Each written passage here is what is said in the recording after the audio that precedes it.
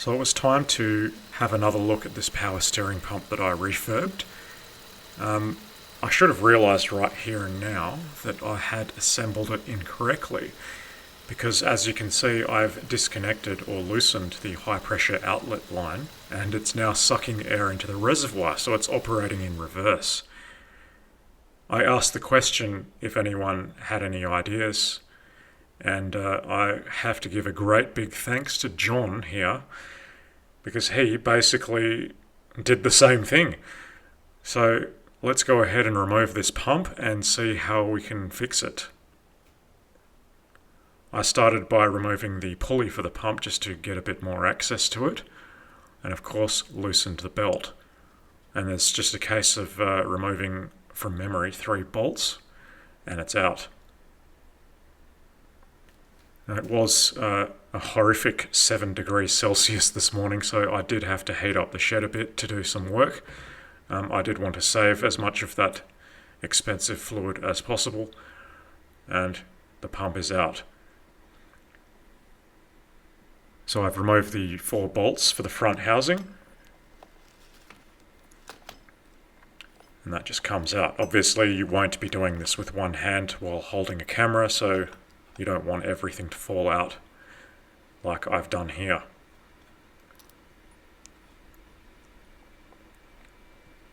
And the keen observer will notice immediately the error. That is absolutely incorrect.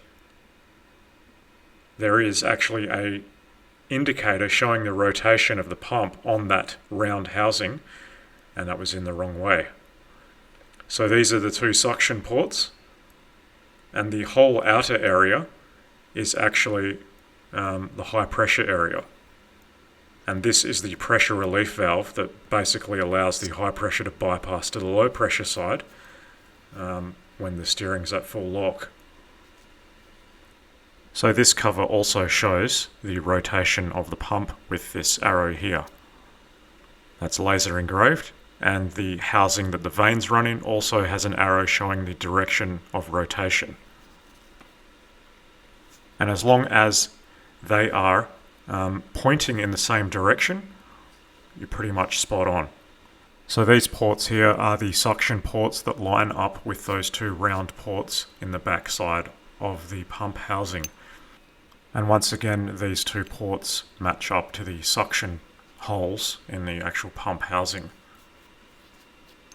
You do have locating pins for this to line up properly.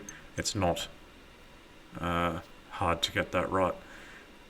So that's the high pressure outlet sides, and you've also got these holes in the middle here, and it's really quite clever what they do.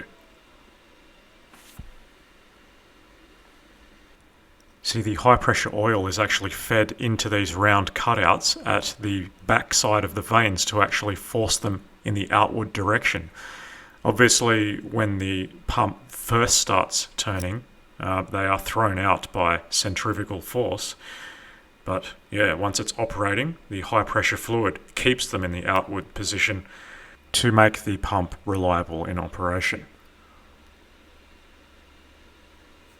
So that's assembled now.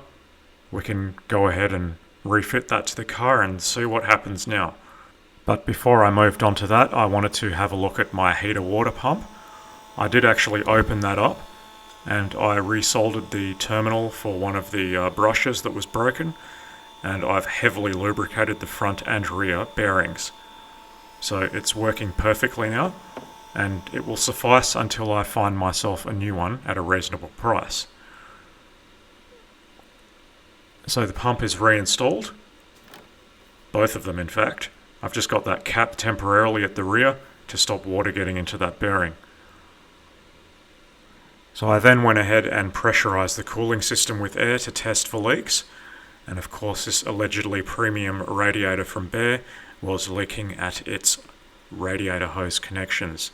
Not the end of the world, it just means it requires reworking that really shouldn't need to be done on something that's supposedly premium, but the flashing around the moulding edges just needed to be sanded off so it was smooth. If there's anything you can feel with your fingernail, it's going to leak. And I just used a Scotch-Brite, and I just used some cheap multi-purpose cleaner to create the bubbles.